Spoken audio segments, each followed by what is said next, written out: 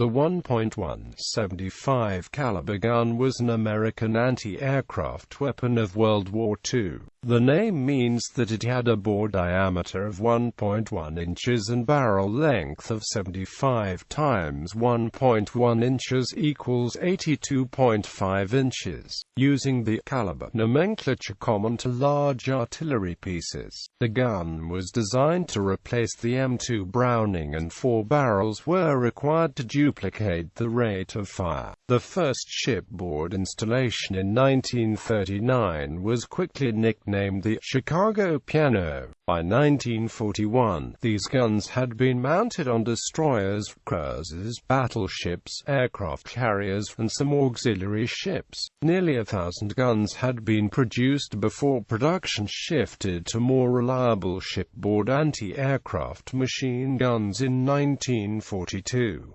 Quantities were minimal: 1 mount for a destroyer, 2 mounts for pre-1940 battleships, and 4 mounts for North Carolina-class and newer battleships. On at least some ships they were direct-controlled.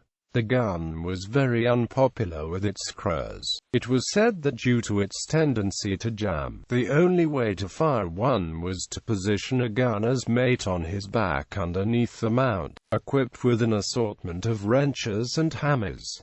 For the position, he could clear the jams. It was replaced by a Lycon 20mm cannon or Bofors 40mm guns whenever possible, but served until the end of the war on some ships. A twin Bofors gun was about the same weight, and was a much more powerful gun. The air-cooled Lycon had similar effective range and rate of fire with considerably less weight. The Lycon could not sustain fire for as long as the water-cooled 1.1, but 6 Oerlikons could be installed for the weight of a single 1.1 quad mount. History. The gun was based on patents of Richmond, Virginia, inventor Robert Hudson, who used a complicated gas recoil operating system adapted to .30-06 Springfield and .50 BMG. The United States Navy Bureau of Ordnance had decided the M2 Browning was inadequate for future AA duties, and modified Hudson's design for a new, high-velocity 1.1 inches cartridge. The water-cooled prototype was tested at Naval Surface Warfare Center Dahlgren Division in 1934. The 1.1 gun was designed as a weapon to be used against dive and horizontal bombers, and as such supplement the defensive characteristics of the caliber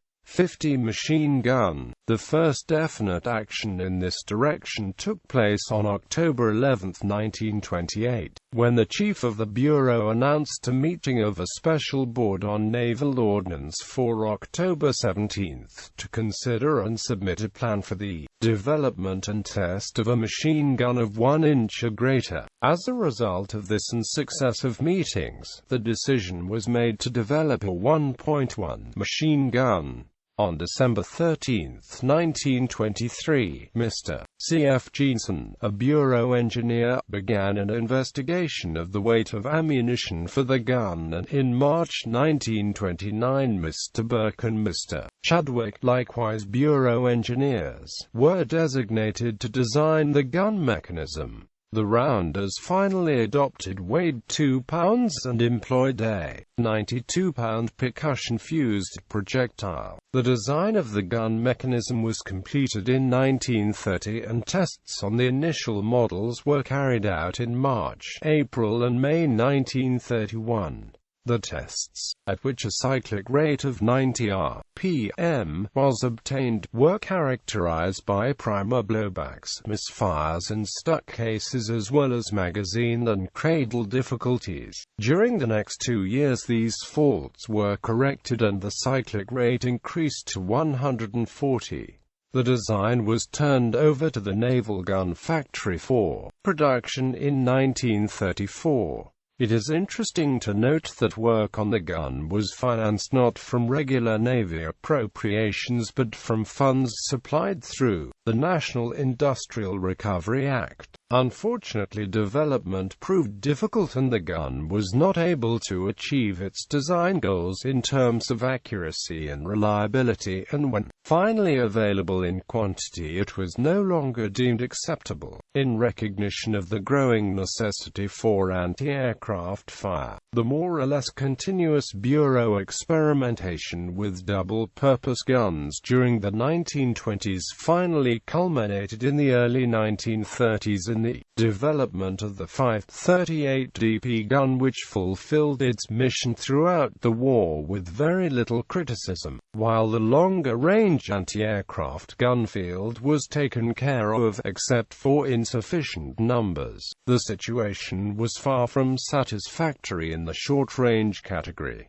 Neither the .50 caliber machine gun, effective enough in plane-to-plane fire at point-blank range, nor the 1.1, which the Bureau developed in quadruple mounts in the 1930s, were competent to meet the menace of the Second World War plane. The 1.1 was too heavy to serve as a last-ditch free mount and too light to span the gap between the small machine guns and the 5-inch guns, even had all its bugs been eliminated. The lack of adequate short-range anti-aircraft guns together with insufficient quantities of the best guns then available created a situation which, by 1940, could hardly be termed anything but critical. Before the Japanese struck Pearl Harbor on December 7, 5 1.1 caliber quad mounts had been sent to Cavite Navy Yard in Manila Bay, Philippines for fitting to the cruiser